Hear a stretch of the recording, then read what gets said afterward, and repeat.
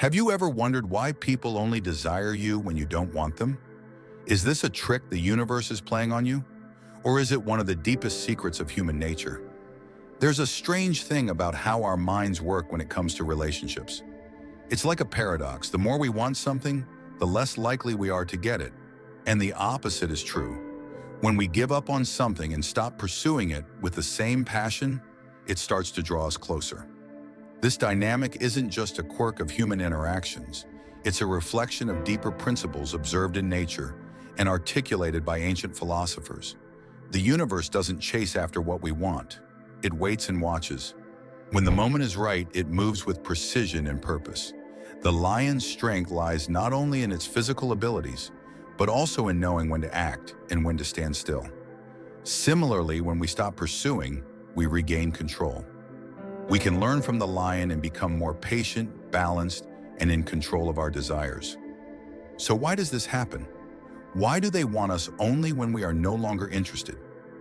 The answer lies in the basic principles of human psychology, principles that the Stoics understood and explained long ago.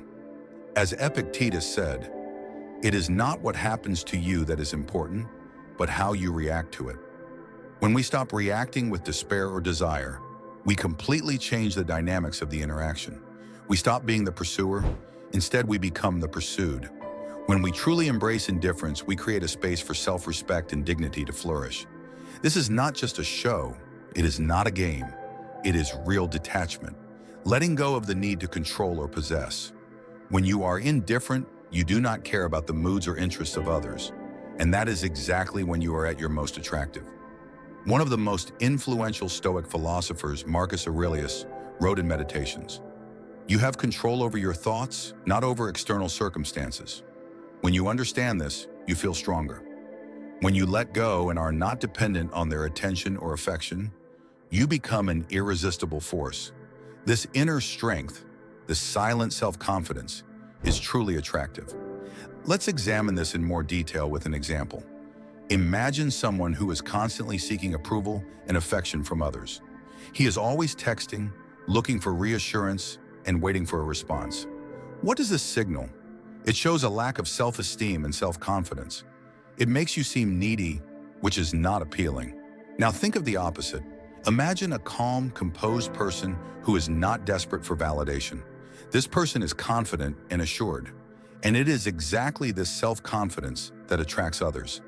The key is to avoid playing games, manipulating, or deceiving. Instead, focus on developing true self-control and indifference. It's not about pretending you don't care. It's about truly not caring.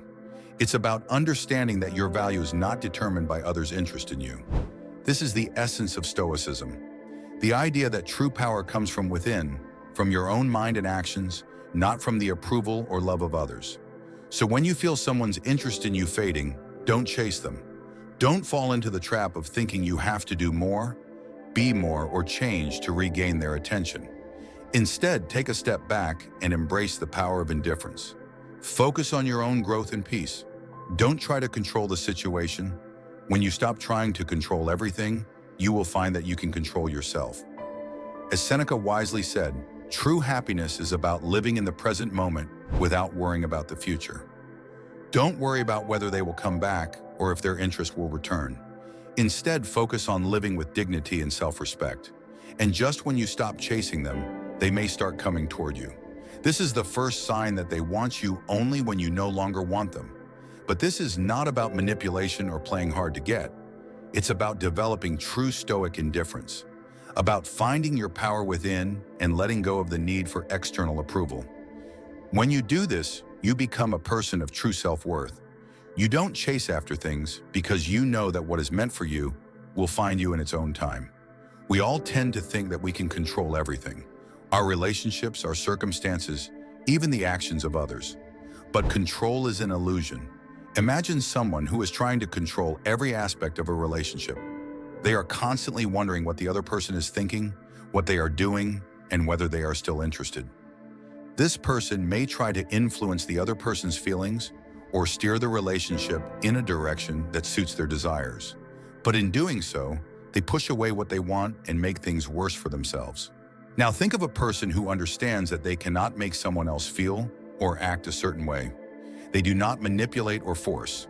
Instead, they focus on the things they can control, their own actions, emotions, and reactions. When you stop trying to control others, you stop worrying about them and focus on yourself. This approach is not just a good idea, it's a great way to feel freer.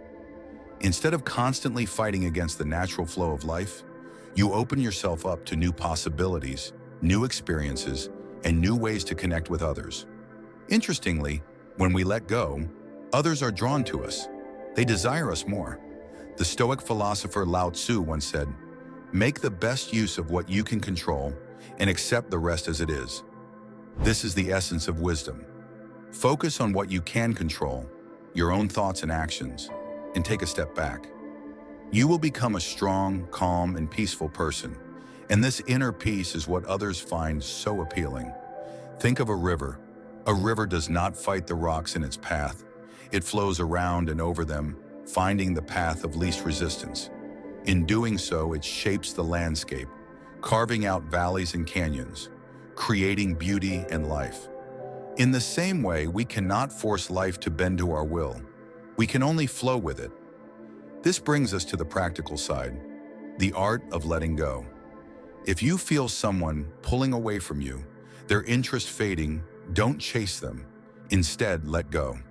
Focus on your own life, your goals, and your personal growth. Believe that things will work out. It's not about giving up hope. It's about understanding your own limitations and embracing the freedom that comes with letting go. As Marcus Aurelius said, "What hinders action actually makes action easier. What gets in your way is what you have to work around." When you stop trying to control everything, life happens naturally. And ironically, what you were trying so hard to control may come to you effortlessly. So when you no longer want them, watch closely. They may just start wanting you, not because of manipulation, not because of games, but because of the magnetic power of self-sufficiency. True power and fulfillment come from internal sources, not external ones. This is what the Stoics understood best. If you found this video insightful, don't forget to hit the like button and subscribe to the channel. And remember, true strength comes from within.